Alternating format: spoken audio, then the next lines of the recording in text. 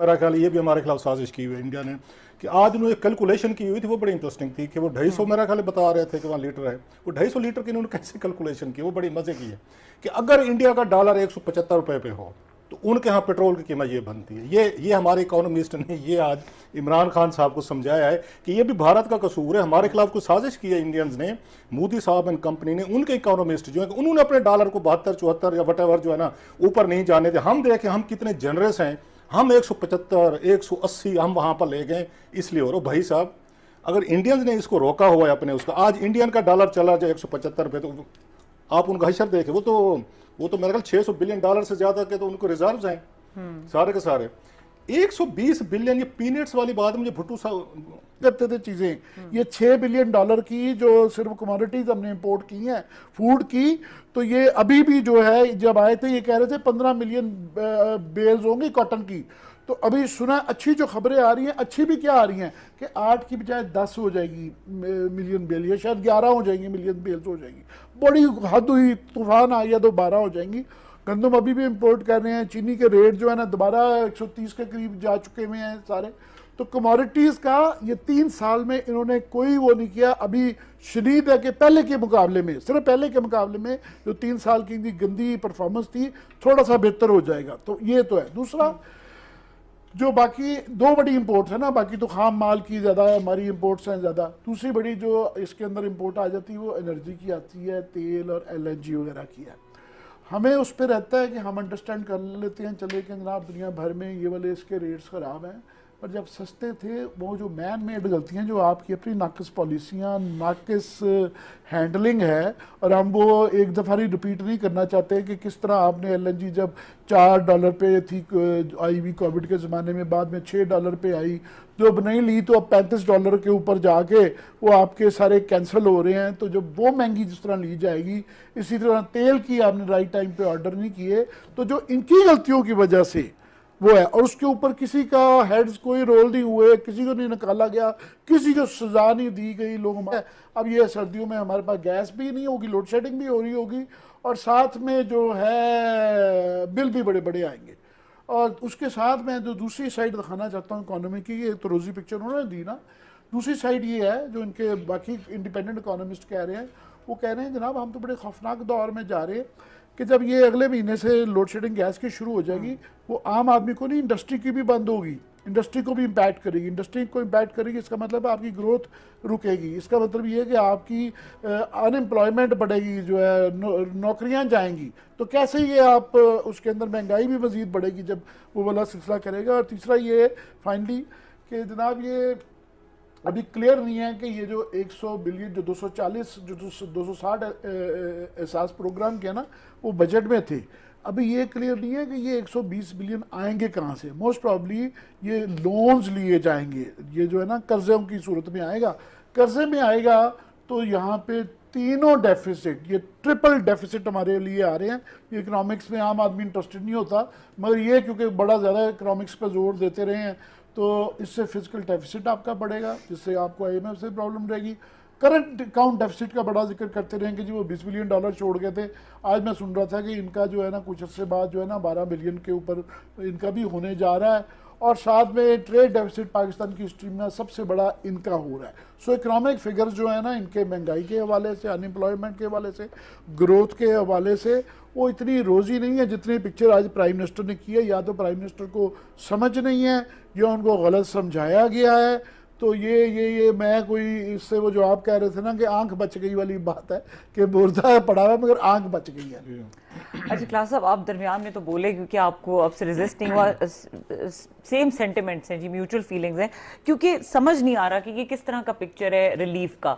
अगर बुनियादी वजूहात जिस तरह आप कल ये बात कर रहे थे कि जब आप उसको कंट्रोल नहीं करेंगे और वो अपनी जगह पर बढ़ती जाएंगी, तो फिर ये किस तरह के पैकेज, और मिडिल क्लास तबके का क्या होगा जो तनख्वाहदार है? एक चीज़ आज आप अगर उसमें नोट करें कि वो आपको यहाँ पे एक फीलिंग आती होती है ना, गुड फैक्टर फीलिंग आती है कि चलें जी बहुत बड़ा रिलीफ आया, लोगों में नज़र है। इनके नज़दीक तो ट्विटर ही है ना, सोशल मीडिया सबसे बड़ा एक बैरोमीटर है इमरान खान साहब की हुकूमत के लिए। ट्विटर पे सब कुछ ठीक है तो फिर पूरी दुनिया ठीक है। इनका तो एक ही इन्होंने नैरेटिव बनाया हुआ है। आप उसको जाके ट्विटर को देख लें कि इनके अपने हामी सोशल उस पर मीडिया पे ट्विटर पे, चलो हमें तो छोड़ दें जी कि हम तो वो ये जो आमिर भाई कहते हैं सिनिसिज्म का हम शिकार हैं, कि हमें तो कोई अच्छी चीज़ नज़र ही नहीं आती, हमें तो छोड़ दें, राइट ऑफ कर दें। आज ज़रा खुद जाके ट्विटर पे ज़रा देखें, ज़रा आप वो फेसबुक पे देखें, आपके सबसे बड़े वो जो हामी हैं वो क्या कर रहे हैं। दो तीन चीज़ें हैं। एक तो इंडिया का बहुत बड़ा कसूर है कि उन्होंने डॉलर को 75 रुपए पे क्यों रखा हुआ है। एक तो इंडिया को मेरा ख्याल ये भी हमारे खिलाफ साजिश की हुई है इंडिया ने, कि आज उन्होंने कैलकुलेशन की हुई थी, वो बड़ी इंटरेस्टिंग थी कि वो 250 मेरा ख्याल बता रहे थे कि वहाँ लीटर है, वो 250 लीटर की उन्होंने कैसे कैलकुलेशन की, वो बड़ी मजे की है कि अगर इंडिया का डॉलर 175 रुपए पे हो तो उनके यहाँ पेट्रोल की कीमत ये बनती है। ये हमारे इकोनॉमिस्ट ने ये आज इमरान खान साहब को समझाया है कि ये भी भारत का कसूर है, हमारे खिलाफ कुछ साजिश की है इंडियंस ने, मोदी साहब एंड कंपनी ने, उनके इकोनॉमिस्ट जो है उन्होंने अपने डॉलर को 72 74 या वटेवर जो है ना ऊपर नहीं जाने दे। हम देखें हम कितने जनरस हैं, हम 175 180 हम वहाँ पर ले गए इसलिए। और भाई साहब अगर इंडियंस ने इसको रोका हुआ है अपने उसका, आज इंडियन का डॉलर चला जाए 175 रुपये, तो आप उनका हशर देखें, वो तो मेरे ख्याल 600 बिलियन डॉलर से ज्यादा के तो उनको रिजर्व्स हैं सारे के सारे। 120 बिलियन, ये पीनट्स वाली बात मुझे भुट्टो साहब सारी वो याद आ गई, जनरल ज़िया साहब याद आ गए, जिनसे पॉलिसीज इमरान खान साहब की बड़ी मिलती हैं, सोच भी मिलती है, अप्रोच भी मिलती है। जनरल ज़िया साहब याद आ गए जो उन्होंने जिमी कार्टर को मेरा ख्याल कहा था, जब उन्होंने कोई इनको आके मेरा ख्याल 800 मिलियन डॉलर की ऑफर की थी अफगान जिहाद के लिए, वट एवर जो भी था, तो उन्होंने कहा जनाब ये तो पीनट्स है, क्योंकि कार्टर साहब थे वहाँ पे उसके जॉर्जिया स्टेट जो है ना वहाँ पे 500 मिलियन दे रहे थे, जितने दे रहे थे जॉर्जिया स्टेट में शायद पीनट्स जो है ना उनका बिजनेस था जिमी कार्टर साहब का, तो उन्होंने कहा जनाब ये तो पीनट्स है, मूंगफली के बराबर है। 120 बिलियन, ये मजाक किया आज आपने लोगों के साथ, मतलब 22 करोड़ की आबादी है।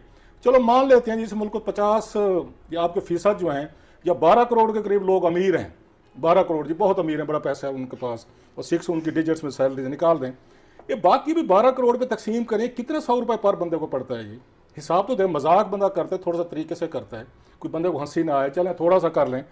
इनसे पूछने वाली बात है, इन्होंने जो इस बिजनेसमैनों को दिया था रिलीफ पहला, वो 1200 बिलियन रुपीज़ का दिया था।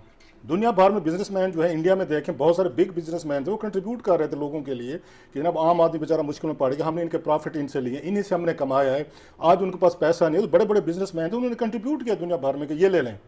इन्होंने क्या किया, 1200 बिलियन रुपीज़ इन्होंने उनको दिए, 1200 अरब दिया उनको, ये चंद बिजनेसमैन थे, उनको पैकेज ले दिया। मैं हफीज़ पाशा साहब को सुन रहा था, 1500 बिलियन रुपीज़ की इकोनॉमिक या उसकी इन्होंने टैक्स की छूट दी है, बड़े बड़े इसको लोगों को दी है, 1500 अरब की। ज़रा सुनते हैं, GADC जिसकी बात हम करते थे उसका पता ही नहीं है कि किधर गया, 200-300 रुपया आना था। और अल्लाह का शुक्र करें कि केस वहाँ सुप्रीम कोर्ट से जीत गए थे, नहीं तो इन्होंने हमारी नेशनैलिटीज़ इन्होंने ख़त्म करके हमारे ऊपर केसेस करवा देने थे इमरान खान साहब ने, कि इन 4 लोगों ने बैठ के हमारा ये बहुत बड़ा नुकसान किया। कभी आपने सुना है GADC का पैसा जो आवाम से लिया हुआ था वो किधर गया आपका? एक तरफ तो ये हैं, अल्लाह तल्ला को तरफ आते हैं ज़रा थोड़े। आपको याद हो कि इन्होंने भैंसें बेची थी जनाब वज़ीर आज़म हाउस की, जनाब बेचती हूँ, जिसके बाद एक बड़ा मशहूर ज़माना आया था जनाब भैंसें बेच के मुशायरा हुआ, ऐवान सदर में मुशायरा करवाया गया था, एक साइड में भैंसें बिक रही थी।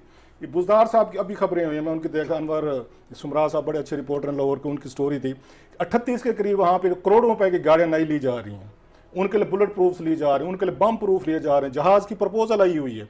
आपको तो क्योंकि पेट्रोल देना ही पड़ता, कोई इमरान खान साहब अपनी जेब से खरीदते हैं, इनको फ्री है, इनके वजीरों को 60 को फ्री है, आपके सेक्रेटरीज जो है यहाँ पे बहुत सारे फेडरल सेक्रेटरी ब्यूरोक्रेसी जो इसमें हिस्सा बैठी, जो मॉनिटरेशन पॉलिसी, फ्यूल अलाउंस बढ़ जाता है, फ्यूल अलाउंस बढ़ जाते हैं, वो गाड़ियां भी रखी हुई हैं, फ्यूल भी ले रहे हैं, आपको तो कुछ नहीं जाता। आप इनसे पूछे किसी वजीर से कि आपने कभी जाके अपनी जेब से पेट्रोल डलवाया है?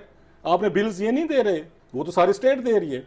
एक तरफ आप बैठ के 120 ये बिलियन की क्या औकात है, अभी आप उसका पेट्रोल बढ़ाने वाले हैं, उसका तो मैं बताएं कितने बिलियन रुपीज अब वहां से 1.5 रुपए यूनिट बिजली का बेस प्राइस पे बढ़ा रहे हैं। आज फिर आया हुआ था कि जनाब ये हुकूमत फिर क्या डेली बेसिस पे बिजली की कीमतें बढ़ाना शुरू हो गई, गैस की बढ़ाना शुरू हो गई, डॉलर की आपकी वहां पे चली गई। ये मजाक, इट्स ए जोक।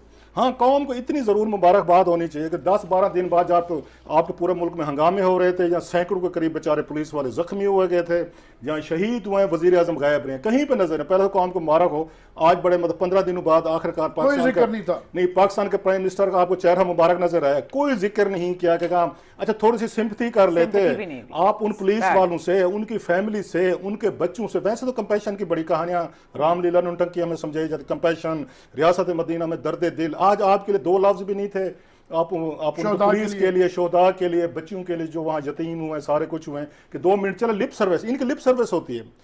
हुक्मरान बुनियादी तौर पर ये बेरहम होते हैं, ये दुनिया भर की मैं बात कर रहा हूँ, इनमें कोई मतलब है, आप उनकी बुक्स पढ़ लें, बहुत सारी चीज़ें, बंदे मरवाना, मरना, करना, कराना, इनके नज़दीक ये कोई नहीं होता। एक बिजनेसमैन का मैं सुन रहा था इंटरव्यू ये कामरान खान साहब के साथ कल, बड़ा अफसोस हुआ मुझे सुन के।